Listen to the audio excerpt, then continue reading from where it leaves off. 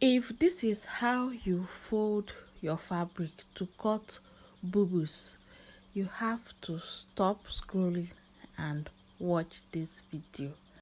Hi, I'm Picky, and in this channel I post videos on how to cut and sew professionally. Okay, so most of you have been cutting your bubus this way, just like I'm illustrating in the video. If this is you, please stop that. Now let me break it down for you guys even more. Just like an outfit, like there is a particular style that you know that if somebody with flat tummy sews it, it will be okay and perfect on that person. But somebody with the big tummy sews it, the style will automatically turn to what I ordered versus what I got. The same way applies to bubus. Now, while some people that are not busty can get away with the previous method of cutting, those that knows that their half length, the difference between their front half length and that of the back is 2 inches upwards, will not get away with that method of cutting bubus. So if you want to get the right way on how to cut your bubu, watch this video to the end. This video is for you. Okay, so for the third method, you have to fold your fabric in 2 different places, like you have the front and the back. Okay, now for the length, take for instance that the front length is 60 inches. For the back, you are going to be marking 61.5. okay, so first off, let's do the calculation. You have to be intentional with what you are doing. Okay, there's a difference between 44 divided by 4 plus 2 and 44 plus 2 divided by 4. So I'll leave you guys to do the calculation and give me a feedback.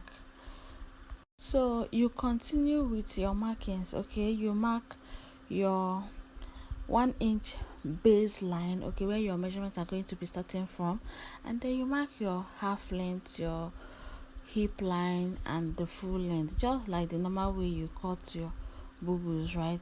The only difference is the fact that the front and back fabric for the bubu is not the same length, just like you guys do it normally. Okay, I'm still going to show you guys.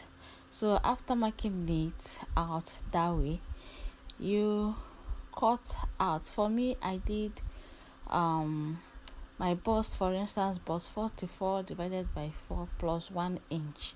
That was what I did. Okay, so this 1 inch now is automatically, I've added 4 inches for ease. Did you get? So had it been I did 44 plus 2 divided by 4, that means my ease there is just half inch. Did you understand now? You can replay this to understand even more. So this is where the mass is. So remember that we took off 1 inch at the front when we were imputing our vertical measurement. Now 1 inch for the front plus 1 inch for the back, that's 2 inches, then half inch for joining allowance, that will be 2.5. So from the shoulder line where you are going to be sewing, you are going to mark 2.5 inches upward, okay, to make up for the back. Then you fold onto the front this way. This is what we are trying to achieve, so that your bubu will sit right on your body. You wouldn't have to pull them forward while you walk.